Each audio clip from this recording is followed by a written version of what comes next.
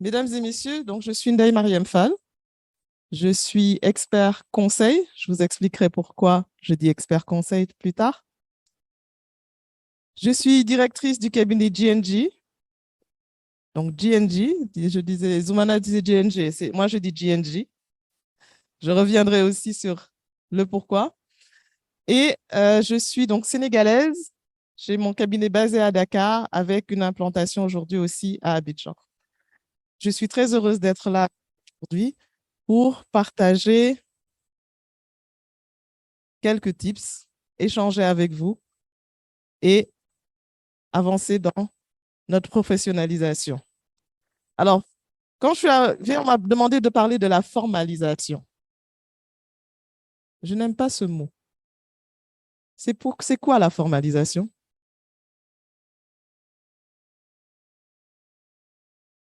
Pour vous, c'est quoi?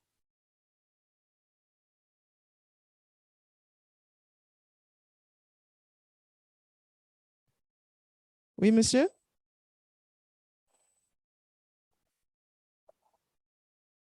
La formalisation peut s'entendre de deux sortes. Mhm, La première, quitter l'informel mhm, pour le formel.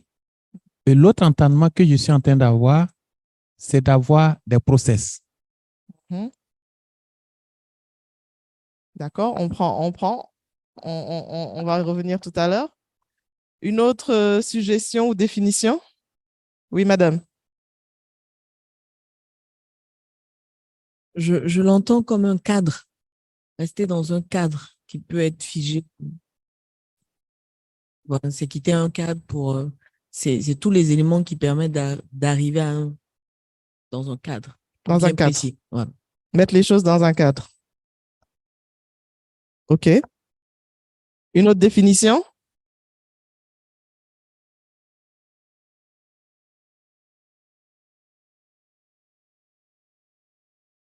Donc, le cadre, quitter l'informel pour arriver au formel, mettre en place des process. D'autres idées? Non? Bon.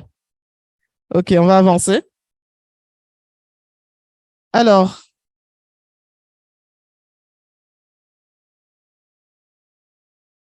donc ça, c'est moi, c'est le cabinet, comme je viens de le dire. Notre vision, devenir le conseil de confiance digital des capitaines de l'économie ouest-africaine de demain. Je pense que vous avez demandé de travailler sur des éléments depuis hier. C'est juste pour vous partager la manière dont nous voyons les choses. Et pour ça, nous souhaitons accompagner et accélérer l'émergence d'Afro-champions grâce à certaines méthodes, grâce à un état d'esprit, un mindset et une façon de faire.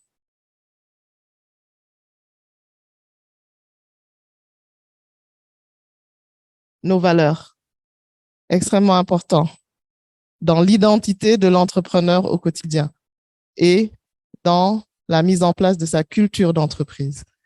Chez nous, nous appelons ça les 7 E ou le I7. Mais tout ça pour pouvoir justement se projeter, se retrouver et embarquer les gens avec nous. Donc, l'équipe est importante, l'expertise, l'éthique, l'excellence, mais aussi l'empathie, l'efficience et l'élégance. Et c'est pour ça que je parle souvent d'expert conseil, parce que notre rôle ne se limite pas à faire de la comptabilité, loin de là. Le mot le plus important, c'est expert. Et dans ce cadre-là, nous sommes experts de l'entreprise, mais de l'entreprise aussi africaine ou ouest-africaine, avec nos cultures, nos valeurs, et surtout avec un mindset différent.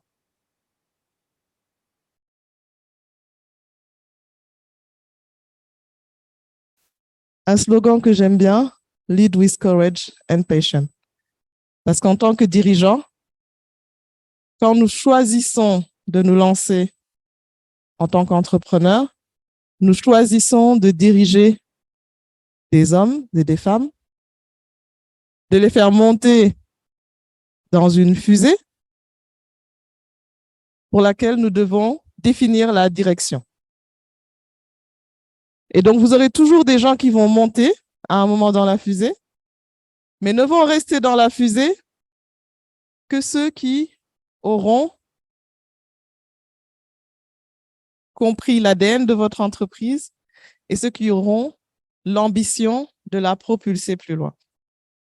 Mais vous, votre job, ça va être de les convaincre, justement, de monter dans cette fusée avec vous. Est-ce que vous êtes prêts pour ça? Où sont vos fusées?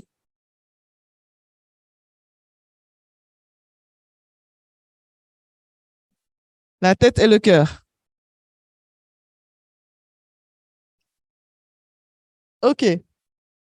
C'est quoi un entrepreneur?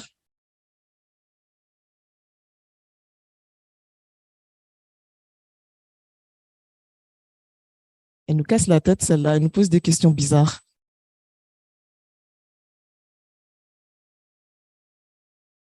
C'est quoi un entrepreneur? On est tous entrepreneurs ici, n'est-ce pas? Qu'est-ce qu'on est?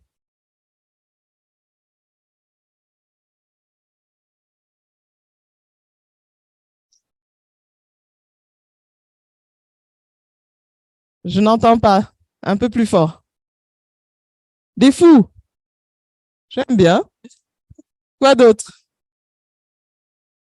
Des chercheurs d'argent. Oui, ça en fait partie quand même. Il faut faire bouillir la marmite. Il faut se propulser. Quoi d'autre? On a une idée et on se bat pour cette idée. Oui. Apporteur de solutions, créateur de valeur. Oui. Nous sommes des agents de changement. Des game changers.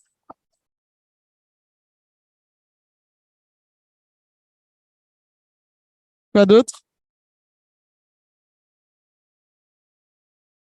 Pourquoi c'est important? Parce que pour réussir dans votre projet, dans votre job d'entrepreneur, il va falloir embarquer d'autres personnes. Vous ne pourrez pas être partout, donc il faudra forcément collaborer. Et pour collaborer avec d'autres, il faut que vous fassiez en sorte non seulement qu'ils vous fassent confiance, donc que vous soyez crédible auprès d'eux, mais qu'ils croient en votre rêve. Et votre rêve, vous devez être assez fort, assez puissant pour pouvoir le projeter et le partager avec les autres. Vous devez pouvoir créer de l'émotion auprès des personnes que vous souhaitez embarquer avec vous. Parce que quoi qu'on dise, l'on ne fonctionne qu'avec de l'émotion, qu'elle soit positive ou négative.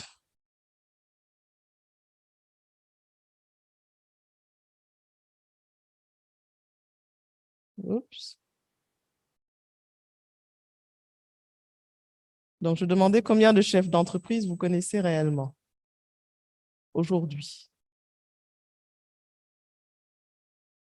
Pourquoi? Parce que comme je disais, c'est un style de vie et la plupart des gens, souvent, ils n'ont qu'un job. Mais job, ça veut dire quoi? Un gagne-pain.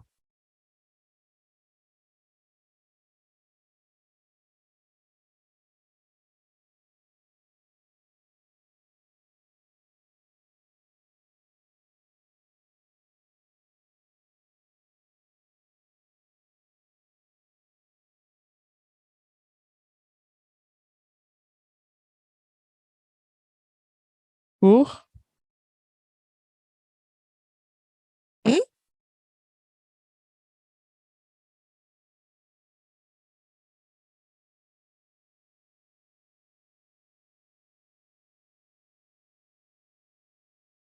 Ils sont juste organisés pour boucler les fins de mois. Est-ce que c'est ça qu'on veut? Non. On veut aller bien au-delà de ça. Et donc, pour aller au-delà de ça, c'est là qu'intervient vraiment le rôle du chef d'entreprise. Et à ce moment-là,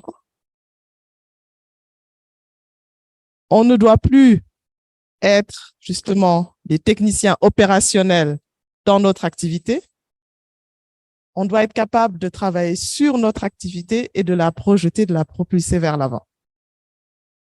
Alors, suis-je fait pour être entrepreneur? Ça, c'est une question, mais chacun doit être à même de pouvoir y répondre.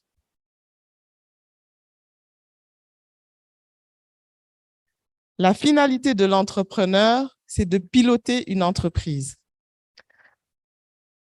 Donc, il doit être organisé pour pouvoir piloter son entreprise. Sauf que l'entreprise, comment est-ce qu'on la définit? Nous, on a une définition assez spéciale de l'entreprise. Comment vous la définiriez? Vous avez parlé d'idées, vous avez parlé d'activités. Comment vous voyez l'entreprise?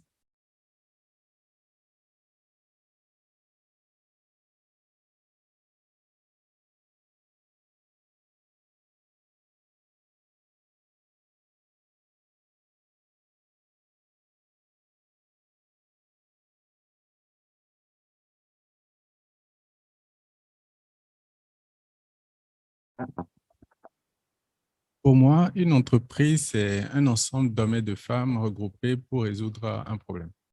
Pour résoudre? Identifier ce marché. C'est un ensemble d'hommes et de femmes Oui, regroupés pour résoudre un problème identifié sur un marché. d'accord. C'est une définition, oui. Quelqu'un d'autre a une autre définition? Oui, monsieur?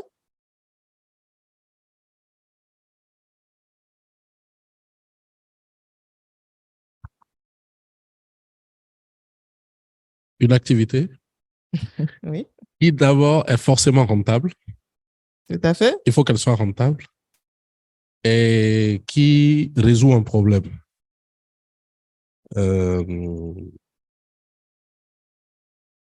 Voilà, c'est ce que je peux dire. Alors, on va compléter. Donc, il a dit une activité, oui, qui est commerciale, effectivement, qui doit être rentable et qui fonctionne sans vous. Je pense qu'on vous le répète depuis hier. L'entreprise doit pouvoir fonctionner sans le chef d'entreprise. C'est pour ça que quand moi, on me parle de formalisation, je ne suis pas d'accord, je parle de professionnalisation. Parce que cette entreprise-là, elle doit être bâtie, construite, structurée, organisée, de manière à ce que même si le patron n'est pas là, elle fonctionne sans problème. Et votre rôle, en tant que chef d'entreprise, ça va être de bâtir cette entreprise-là. Et donc, comme je disais, de travailler sur votre entreprise et pas seulement dans votre entreprise. Donc, le fait de prendre ces quelques jours ici pour définir votre feuille de route, définir vos stratégies, vos activités sur les 3, 4, 5 prochaines années, c'est là que vous travaillez sur votre entreprise et que vous définissez vos rôles en tant que dirigeant. Et que vous définissez aussi, vous écrivez le succès de vos entreprises. Alors, bien sûr, quand on parle de formalisation, au début, les gens parlent spécifiquement de papier. On fait passer l'entreprise formelle au formel. On crée au niveau des structures, donc de création, les agences de promotion, etc. Et on obtient de commerce, un identifiant fiscal, etc. Ça, c'est une chose. Mais avant même d'aller uniquement sur cette formalisation que je qualifierais de papier, il y a une formalisation, une structuration qu'il faut mettre en place.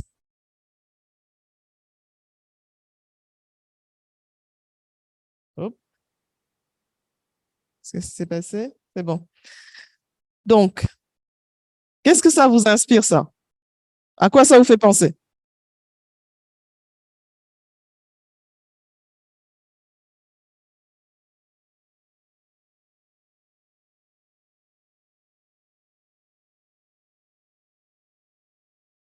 Hmm? Mindset et action.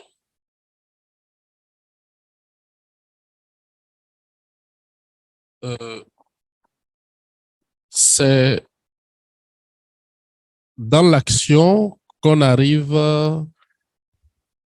à faire bouger les choses. C'est-à-dire, bon, être faut faire. C'est-à-dire, il faut que nous soyons dans l'action pour que on puisse gagner de l'argent.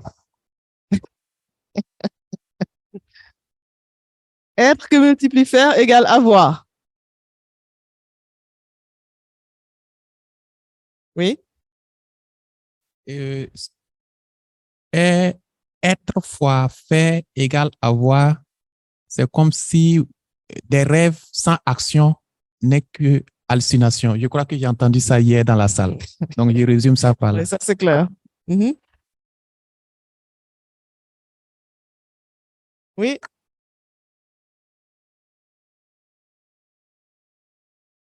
Merci beaucoup.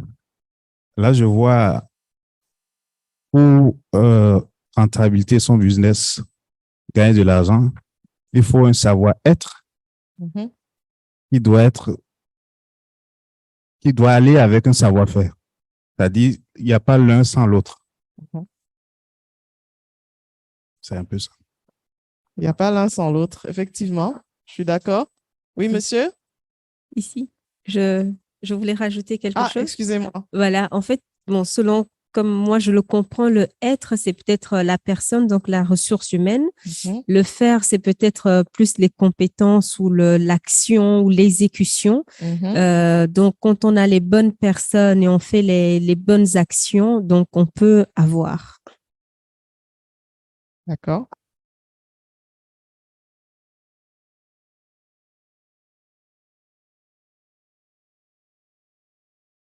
Bonjour madame, merci. Bonjour. Je voudrais aller dans le même sens que la dame. Bon, quand on parle d'être ici, je pense qu'on parle de l'entrepreneur. D'abord, ce qu'il doit être d'abord en tant que personne, en tant que la personne qui va entreprendre, c'est-à-dire que le travail à faire sur lui-même. Mhm. Parce qu'on ne peut pas avoir ce qu'on n'est pas. Et on ne peut pas avoir si on ne fait pas ce qu'on doit faire. Mhm. Donc, en termes de être, je parle de l'entrepreneur. Moi, qu'est-ce que je dois faire? Mon expertise, mon domaine d'activité. Qu'est-ce que je dois offrir? Quelle est la personne, le type de personne que je dois devenir? Comment je dois me bâtir moi-même? Mhm. Travailler ma notoriété. Maintenant, le faire, c'est le process, les méthodes, les stratégies à utiliser, la mobilisation des ressources, que ce soit internes comme externes, en termes d'élargissement du réseau, en termes du positionnement, en termes de, je veux dire, d'expertise, qu'est-ce que je dois faire en place? C'est quoi les exigences du métier? Donc, c'est ces deux forces réunies, l'équation réunie, on peut obtenir ce qu'on veut. Je prends un exemple simple. Un boutiquier, par exemple, qui veut peut-être passer d'un chiffre d'affaires de 10 millions à peut-être 20 millions, il doit augmenter sa valeur personnelle d'abord. Élargir peut-être la taille, soit de sa boutique, augmenter peut-être les produits de sa boutique pour pouvoir obtenir ce qu'il veut. Donc, s'il n'y a pas la correspondance entre ces deux choses-là, on ne peut pas obtenir ce qu'on veut. Il y aura de la dissonance. Voilà un peu. Oui, c'est ce qu'on appelle l'alignement. Voilà. Effectivement, il faut qu'on soit aligné. Et pourquoi on a la voix? Et en gros, c'est parce que il faut. Alors oui, le être, le faire. Mais pour savoir ce qu'il faut être et ce qu'il faut faire, il faut d'abord savoir ce qu'on veut avoir. Donc, on va d'abord définir notre avoir, où est-ce qu'on veut arriver, qu'est-ce qu'on veut faire, quels résultats nous voulons atteindre et de manière très précise. Qui veut être riche?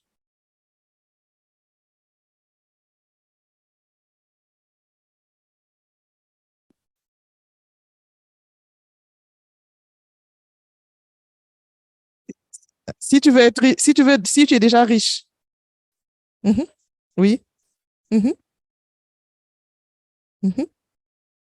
Oui. Le reste suit. Parfait. Mais justement, madame, donc vous aviez levé la main. Dites-nous, qu'est-ce que vous entendez par être riche? Pour moi, c'est être capable d'apporter un changement dans la vie des autres. Avant l'argent, c'est que quelqu'un puisse dire, j'ai rencontré Nora et puis ma vie n'a plus été la même. Mhm. Dans le bon sens. Je l'entends. D'accord. Qui d'autre? Donc, Nabou est riche en santé, en relations, en amour. Les autres qui avaient levé la main?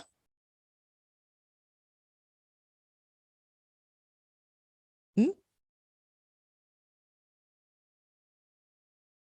Vous vous alignez. Mais vous ne pouvez pas vous aligner?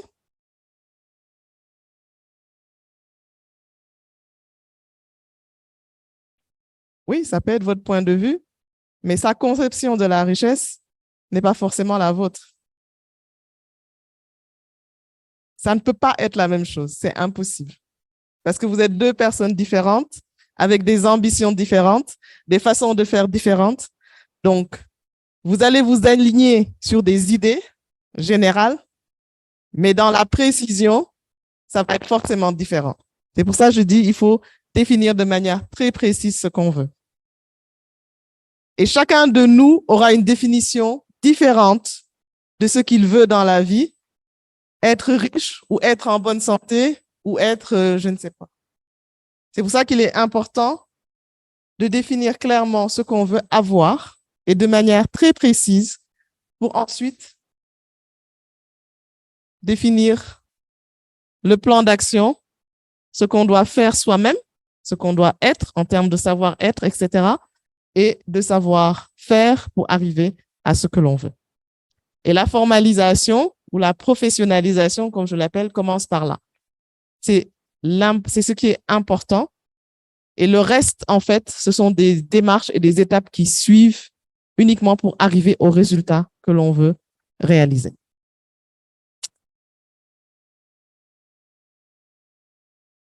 Et donc, en général, on propose une méthode avec différentes étapes pour la mise en place de l'entreprise qu'on veut mettre en œuvre. Donc, inspirer, travailler sur sa personne, son leadership, son savoir-être, anticiper, donc se projeter, définir ses ambitions, ce que l'on veut avoir, mettre en place les systèmes qui vont nous permettre d'avoir ce qu'on veut. Donc, on va maîtriser, on va développer, on va aller chercher des clients, du cash. On va automatiser. Je pense qu'on a beaucoup parlé de systèmes ici aussi. Donc, ces systèmes-là, ils doivent être conçus, mis en œuvre, évalués régulièrement, challengés pour toujours mieux fonctionner. On va fédérer, parce qu'on va constituer des équipes qu'il va falloir non seulement challenger, qu'il va falloir leader pour obtenir les résultats que nous souhaitons. Et on va piloter.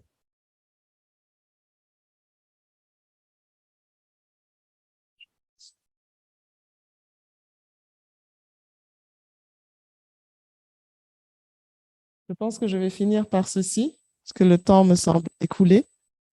On ne planifie pas un échec, mais on échoue par manque de planification. Ce qui veut dire que le travail qui est fait ici doit vous permettre non seulement d'aller de l'avant, mais de toujours performer, optimiser. Les business plans, on a parlé, c'est de bonnes choses, mais le business plan est fait de toute manière pour être challengé. Le modèle d'affaires, il est fait pour être rechallengé, puisque quand vous vous lancez ou quand vous lancez dans un nouveau projet, vous avez une façon, une conception de la chose. Mais la chose ne se réalise en général jamais comme vous l'avez forcément souhaité. Qui peut me dire ici qu'il a exécuté ou qu'il a réalisé exactement les résultats prévus dans son business plan? Vous avez fait un peu plus ou un peu moins ou beaucoup mieux parce que vous avez été confronté au terrain au jour le jour. Mais après, dans la gestion du terrain, c'est le plan et la réalisation, en tout cas des objectifs, qui est importante, qu'ils soient des objectifs à 1 an, à 3 ans ou à 10 ans. L'essentiel est de les définir très clairement et de mettre en place le processus pour les atteindre.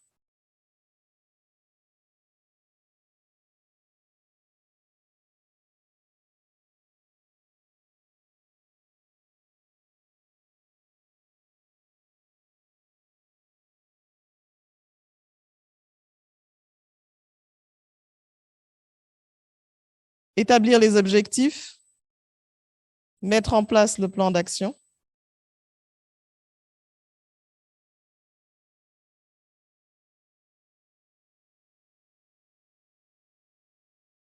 Donc, analyser, planifier, exécuter, évaluer. Ça, c'est un process en continu qui nous permet d'avancer et qui permet de grandir en tant qu'entrepreneur. Bien sûr, à côté de la planification, il y a tout ce qui est gestion financière qui doit être mis en œuvre et qui doit découler de la planification. Donc, vous avez défini votre vision, vous avez défini vos missions, vos objectifs, votre plan opérationnel, il doit être adossé à un plan financier forcément. Maintenant, la question, c'est comment est-ce que ce plan financier peut être effectivement financé, mis en œuvre.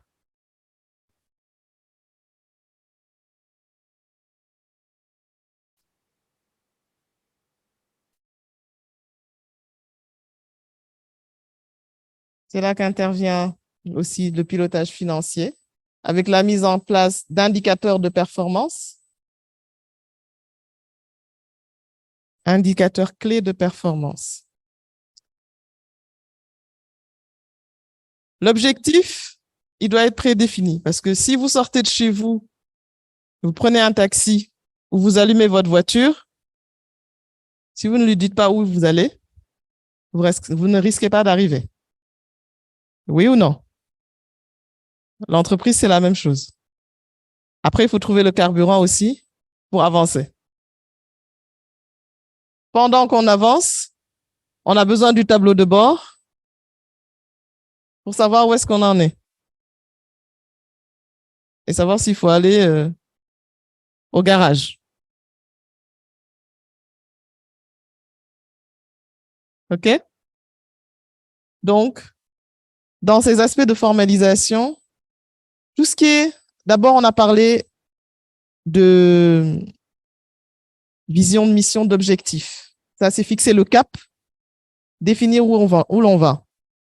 Une fois qu'on fixe le cap, il faut organiser, structurer, recruter, mettre en œuvre. Comment? Et ensuite, on pilote avec nos indicateurs clés qu'on définit avec un budget à l'avance. Bien sûr, quelque chose qu'on trouve que l'on gère au quotidien et que l'on doit réagir forcément au jour le jour. Et c'est grâce à ça qu'on arrive à créer donc l'activité commerciale.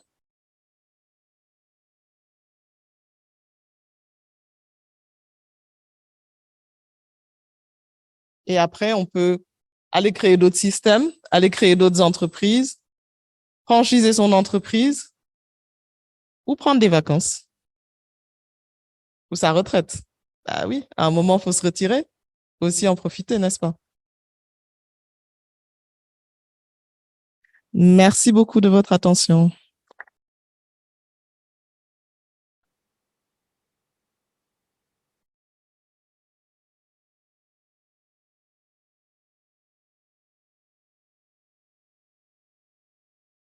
Et comme on dit en Côte d'Ivoire, on peut faire ça à quelqu'un.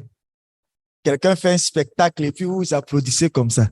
Quand même. Quand même. OK. Donc, on va passer rapidement à la phase questions-réponses. Donc, elle est toute à vous.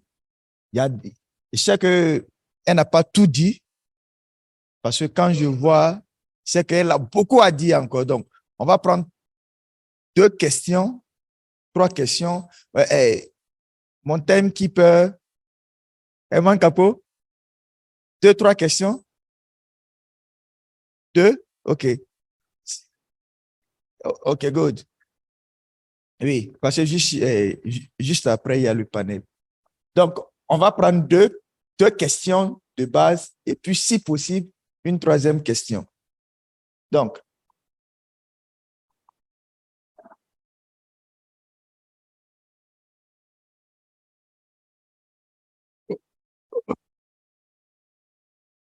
On vous remercie pour votre brillante présentation. Alors, une activité, si on peut revenir sur le graphique. Sur le dernier.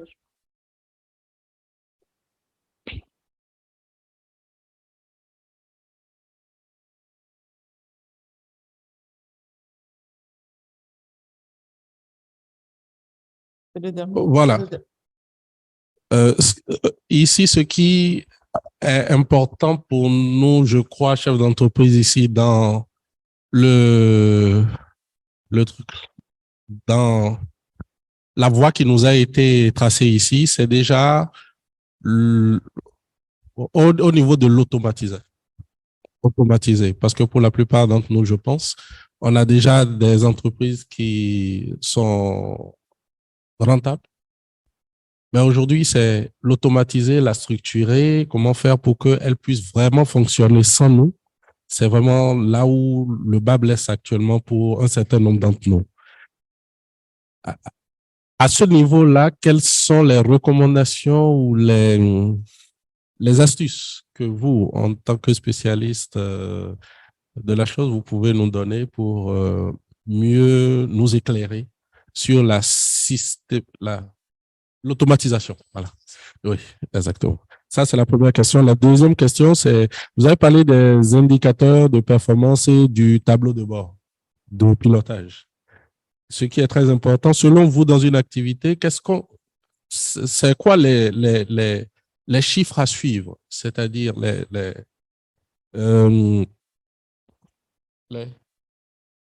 oui, les ratios, ou je sais pas, mais les points à surveiller de près, à part le chiffre d'affaires que tout le monde essaie de suivre, mais les points à surveiller de près pour qu'une activité puisse, pour qu'on puisse dire que nous sommes vraiment en train de suivre, de faire le pilotage de l'entreprise comme il faut. Merci à vous.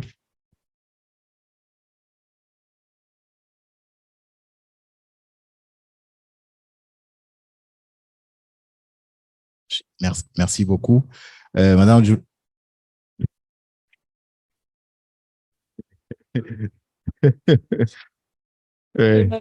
Automatisation et indicateurs clés. Mhm. Bon, Bon, je pense que je vais aller juste aussi dans pour qu'il puisse, c'est pratiquement la même question. Bon.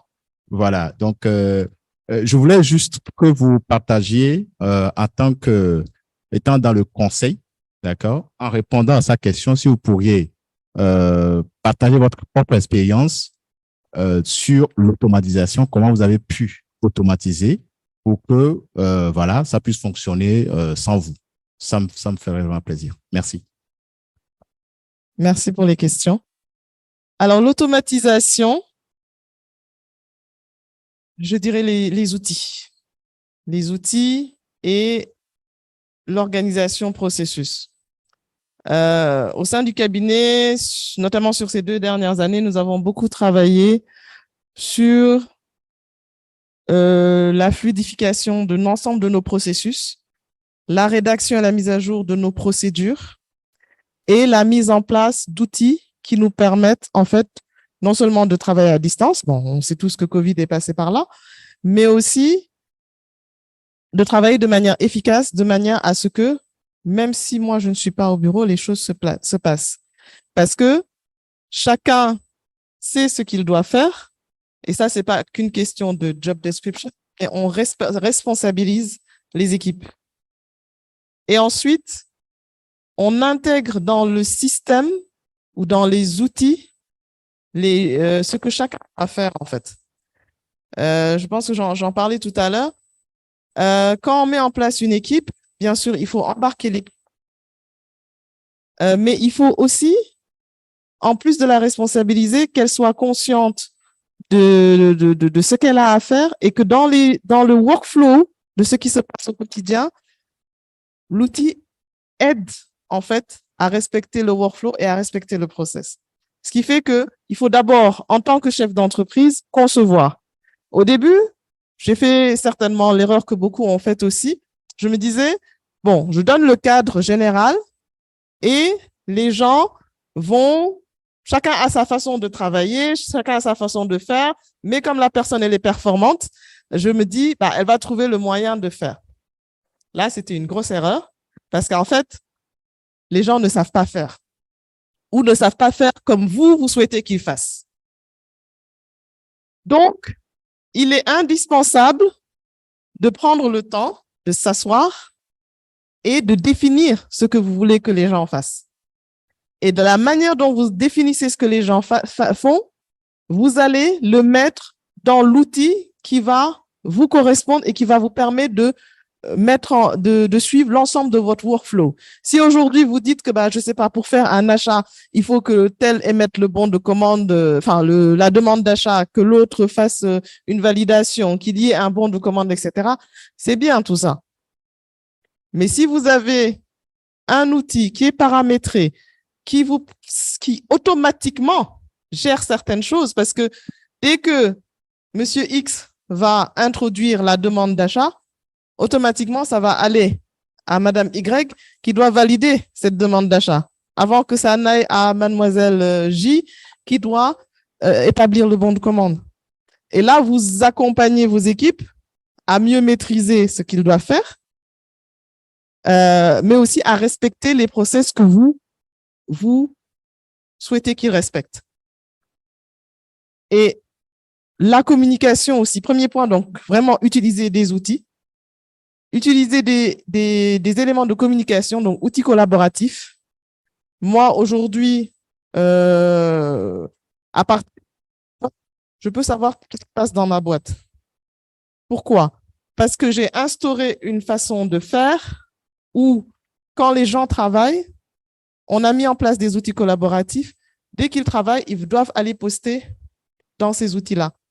Pour chaque dossier, on a un flux de communication où ils vont aller mettre, voilà, les travaux que nous avons faits, voilà la situation, et ils postent même les fichiers dans le canal de communication.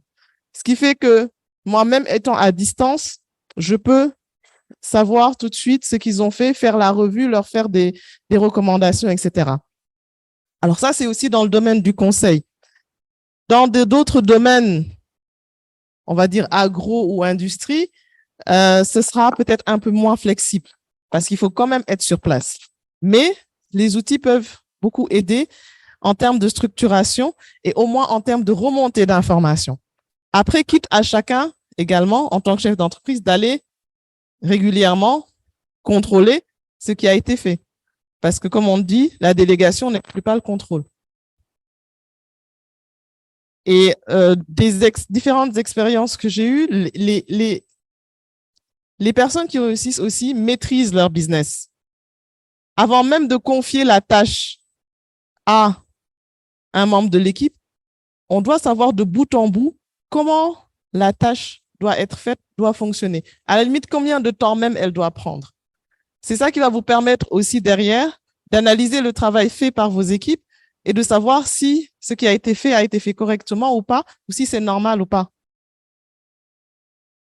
Donc, il y a aussi une certaine vigilance à avoir régulièrement, non seulement la connaissance, la maîtrise, la vigilance et l'utilisation de certains types d'outils pour, notamment des ERP. J'utilise un ERP pour structurer, automatiser.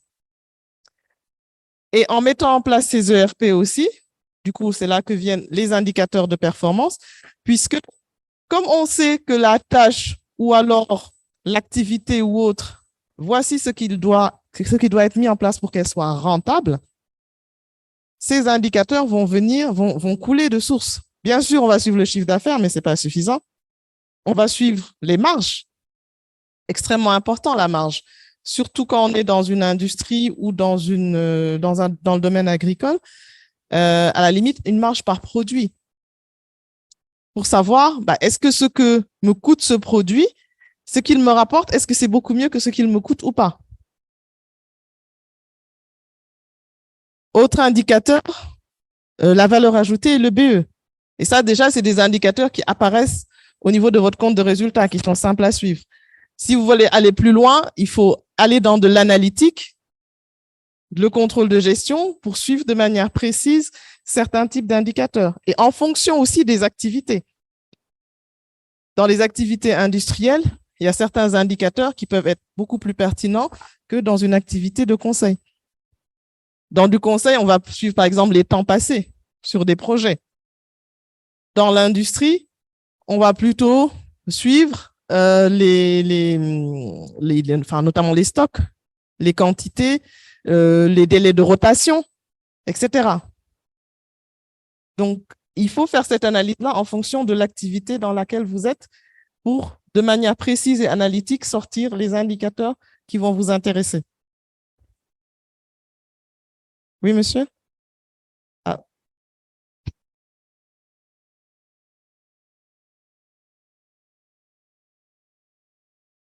Moi, c'est bon. Je ne sais pas si ça répond à votre question. Ouais.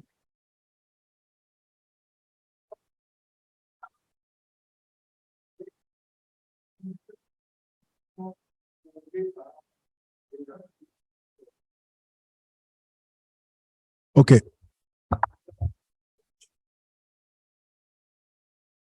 OK, je pense que madame a déjà commencé à répondre à une partie de la question. L'internaute voulait savoir quelles sont les particularités dans la gestion qui vous ont valu votre notoriété aujourd'hui. Et également, si vous avez commis des erreurs. Si oui, comment vous les avez corrigées? Ça, c'est la première partie. L'autre partie, l'internaute demande les indicateurs financiers les plus importants qu'un entrepreneur devrait suivre. D'accord. Des erreurs, oui, forcément. On peut pas, je pense qu'on ne peut pas arriver à un certain niveau sans avoir commis d'erreurs. C'est impossible.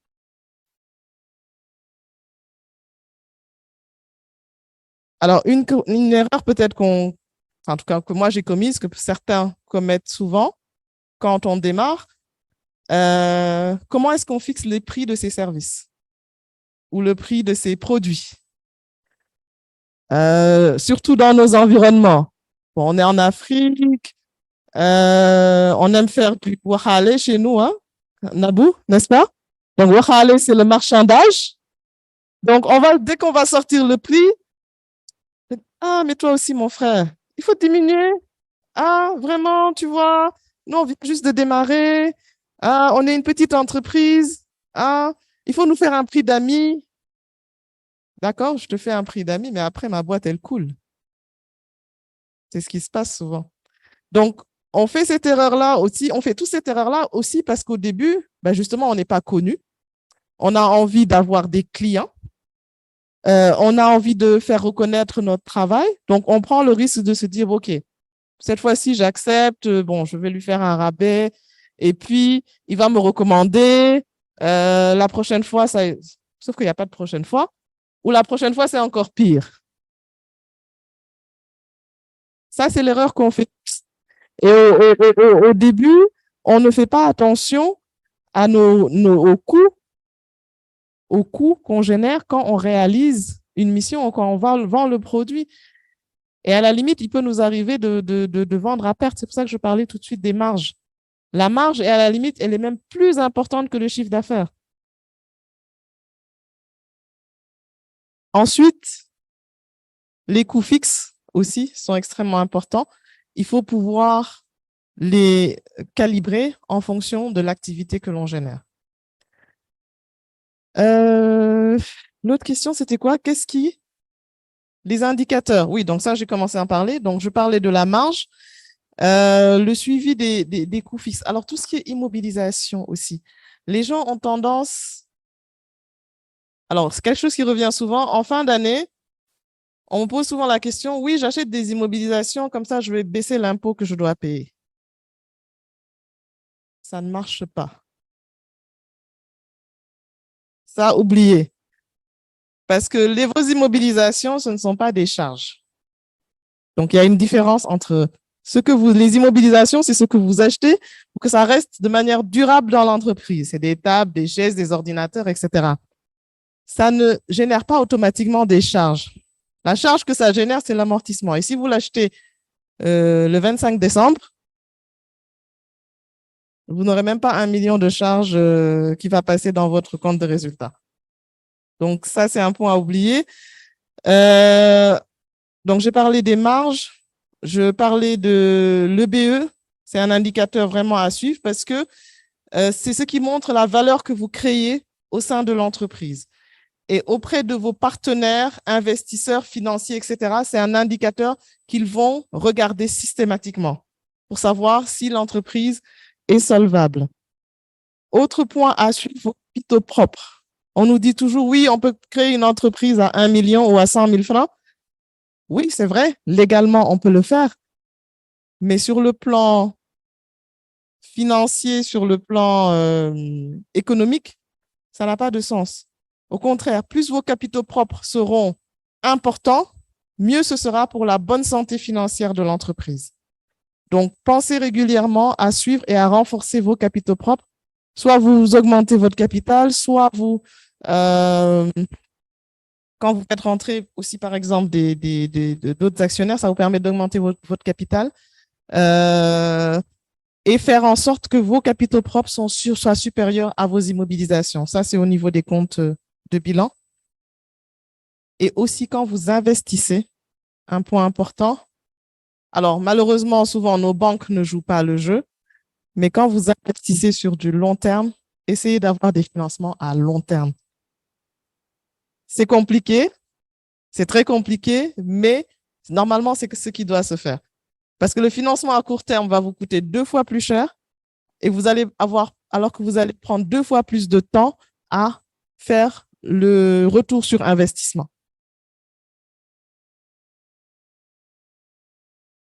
Je crois que c'est ça. Après, qu'est-ce qu'on a dit? Les notions de gestion qui... Bon, je sais pas. Les notions de gestion, moi, c'est vrai que je dirais je travaille beaucoup avec de la passion, en fait, dans ce que je fais. Je l'ai mis tout à l'heure, lead with courage and passion. Donc, quand je fais, j'essaie de me projeter dans la mission que je fais et de me donner à 200% pour vraiment que la réussite soit au bout. Et ce qui m'intéresse souvent dans les accompagnements que je fais, c'est de découvrir aussi les histoires des entrepreneurs qui sont derrière. Ce qui ne veut pas dire que je ne suis pas intéressée par le profit, mais j'essaie d'allier les deux. C'est pour ça qu'en fait, j'ai ma boîte et à côté, je fais aussi beaucoup d'actions, on va dire, associatives autour des entrepreneurs. Mais au quotidien, dans mon boulot, c'est surtout voilà, les performances, la maîtrise de ce qu'on fait. Je n'essaie pas de m'aventurer dans des domaines que je ne maîtrise pas, même si j'aime bien sortir de ma zone de confort, mais je fais attention. Si je ne sais pas faire, si aujourd'hui vous me demandez de faire du marketing, je vais vous dire, bon, écoutez, allez voir ma sœur Nabou, elle pourra mieux vous orienter que moi. Ou de la communication. Bon. Je peux? Dernière question alors, monsieur. Allez-y vite. Ok, d'accord. Vous avez parlé des outils pour mesurer le tableau de bord. Bon, en temps, vous avez dit, bon, vous avez cité le ERP. Oui. Donc, je voulais vous demander, bon, en tant qu'entrepreneur, quel outil vous utilisez sur votre tableau de bord? Et bon, est-ce que vous connaissez d'autres aussi à partager avec nous ici? Parce que c'est très important. Ok, bon, je ne voulais pas nommer les outils. Je ne sais pas si je peux. Zoumana. Herman, c'est bon? OK. Bon, moi, personnellement, ce sont mes outils. C'est les outils que j'utilise, moi, dans mon cabinet. Donc, j'utilise l'ERP Odoo, qui est un éditeur belge à la base, mais qui permet en fait de customiser des modules et de les développer aussi en interne pour les besoins de l'activité. Donc, nous, aujourd'hui, au cabinet, nous avons un département où on a des développeurs informatiques en interne qui nous permettent donc de développer nos propres outils sur la base de cet ERP et aussi de les proposer à nos clients. En termes de dashboard et autres, nous utilisons Power BI, hein, ça je pense que c'est connu. C'est très puissant et ça permet vraiment d'aller assez loin. Et on est en train de connecter Odoo à Power BI pour pouvoir générer automatiquement en fait les dashboards à partir des bases de données comptables et financières que nous avons dans l'ERP. Voilà. Merci.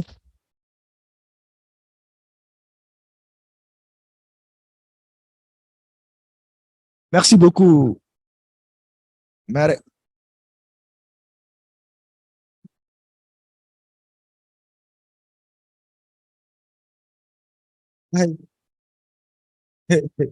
Je suppose que vous avez adoré la vidéo que vous venez de regarder. Et pourquoi est-ce que vous allez rester juste là? Il y a juste une autre vidéo là. Vous cliquez juste et vous pouvez commencer par adorer nos contenus pour changer votre façon d'être, de faire, développer votre potentiel et améliorer vos résultats. On se parle très